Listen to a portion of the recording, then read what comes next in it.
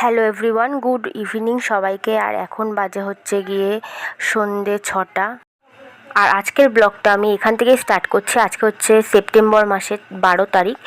আর তো যাই হোক, বলো তোমরা সবাই কেমন আছো? আই হোপ কি তোমরা সবাই খুব ভালো আছো, সুস্থ আছো।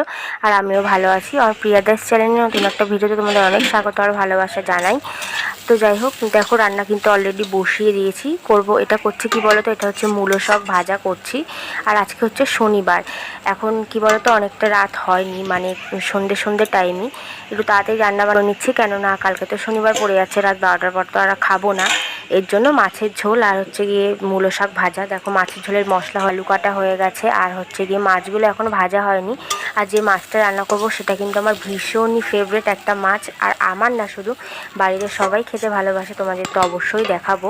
এই যে দেখো, কি মাছটার নাম না আমার অ্যাকচুয়ালি মনে নেই, ভুলে গেছি। তোমরা যদি জানো তাহলে কমেন্ট করে জানিও। আমি মাছটার নাম জানি কিন্তু বাট এখন আমার ঠিক মনে পড়ছে না। তো যাই হোক, ওদিকে রান্নাটা বসিয়ে দিয়ে দেখো আমি ঘরে এসে বসলাম, কেননা আমার না 2 দিন ধরে শরীরটা ভীষণই খারাপ। পেটে এত ব্যথা করছে, মানে আমার ছেলে তো সিজারে হয়েছে, তো পেটের সেলাইতে না এত ব্যথা করছে, মানে আমি ছটপট করছি, বিছানায় শুয়ে দাবড়াচ্ছি আর কান্না করছি। আর রান্না তো বন্ধ করলে হবে না, করতেও হবে, খেতেও হবে। এদিকে তোমাদের দাদাভাই দেখো মাল করছে। মাল বলতে হাতের একটা কাজ করি, তোমরাও জানো। এই যে কাজটা করি আমরা হাতের, সবাই মিলেই করি। এখন আমি রান্না করছি যেহেতু, এই জন্য তোমাদের দাদাভাই করছে বসে বসে। আর এদিকে কিন্তু আমার শাকটাও ভাজা হয়ে গেছে। এখন করবো হচ্ছে গিয়ে মাছের ঝোলটা।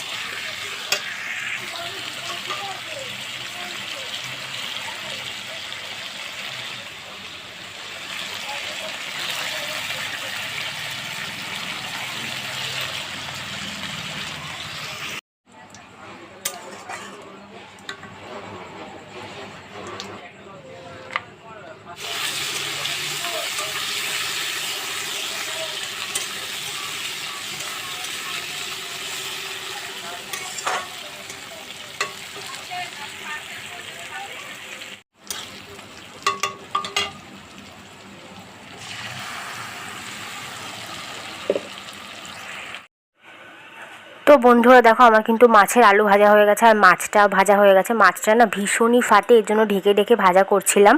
তো যাই হোক, দেখো পেঁয়াজ আর টমেটোটাও ভাজা ভাজা করে নিয়েছি, জিরে আর তেজপাতা ফোড়ন দিয়েছি আগে, তারপরে পেঁয়াজ আর টমেটোটা ভাজা ভাজা করে এখন দেখো আদা রসুন পেঁয়াজের যে পেস্টটা ছিল সেটা কিন্তু এখন ভালো করে কষিয়ে নেব। আর এই মাছটা কি বলতো, একদম মাংসর মতো কষা কষা করতে হবে, তাহলে কিন্তু খেতে ভীষণই টেস্টি হয়। আর বলতে পারো অনেক দিন পর, বহু মাস পর এই মাছটা খাচ্ছি। সত্যি কথা বলতে এত টেস্টি হয়েছিল না খেতে, পুরো মাংসর মতো। আর এই মাছটা কি বলতো, আরও বড় পাওয়া যায়, কিন্তু আমি খুব একটা বড় পাইনি, ছোটোই পেয়েছি। এর জন্য যেটা পেয়েছি সেটাই নিয়ে নিয়েছি, যেহেতু অনেকদিন পর দেখলাম। আর খেতেও কিন্তু ভীষণই টেস্টি। তোমরা কারা কারা এই মাছটার নাম জানো আমাকে একটু কমেন্ট করে জানিও না। আমি জানি বাট আমার এখন মনে পড়ছে না। তো যাই হোক, দেখো আলু দিয়ে ভালো করে একদম কষিয়ে নেবো। আর রান্নাটা কিন্তু আজকে দারুণ হয়েছিল, সত্যি খুব ভালো হয়েছিল রান্নাটা। আর হচ্ছে গিয়ে দেখো, এই যে তরকারিতে জলটা দিয়ে দিয়েছি, আর এদিকে কিন্তু ভাতটাও বসিয়ে দিয়েছি, গরম গরম নামিয়ে খেয়ে নেব। আর আমার বললাম না পেটে ব্যথা, তো একটু ডাক্তারের কাছে গেছিলাম, ডাক্তার দেখিয়ে আসলাম, ওষুধও নিয়ে আসলাম। তো ডাক্তার বললো একটা ভালো গাইনো ডাক্তার দেখাতে। তো তার জন্য হচ্ছে গিয়ে একটা এমনি ওষুধ দিল, ওটাকে ভাত খেয়ে নিয়ে আগে তারপর রান্না করে তারপর ওষুধটা খাবো। আর সত্যি কথা বলতে না, আজকে মাছটা সত্যি বন্ধুরা এত টেস্টি হয়েছিল, তোমার আমি পুরো রান্নাটাই তো তোমাদের সঙ্গে শেয়ার করলাম। তোমরা যদি চাও বাড়িতে এরকমভাবে একবার বানিয়ে খেয়ে দেখো, সত্যি খুব খুব খুব ভালো হয়েছে।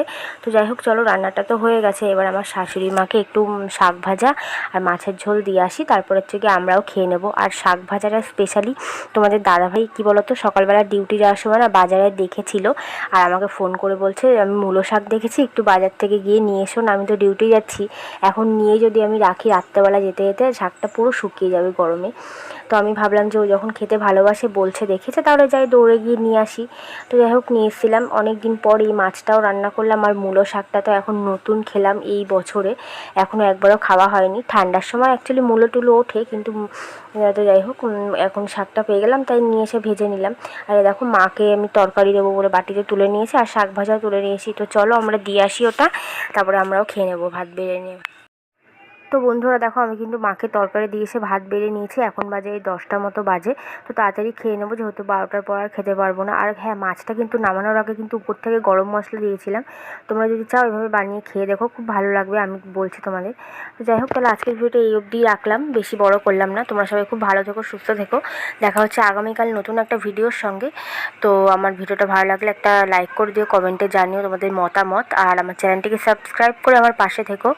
তোমরা সবাই একটু সাপোর্ট করো, ভালোবাসা দাও। আমি চাইবো তোমাদের, আমি চেষ্টা করব তোমাদেরকে অনেক অনেক ভালো ভালো ভিডিও উপহার দেওয়া। তোমাদের সাপোর্ট আমার এখন খুব প্রয়োজন বন্ধুরা। তো যাই হোক, সবাইকে tata and bye bye, good night বন্ধুরা।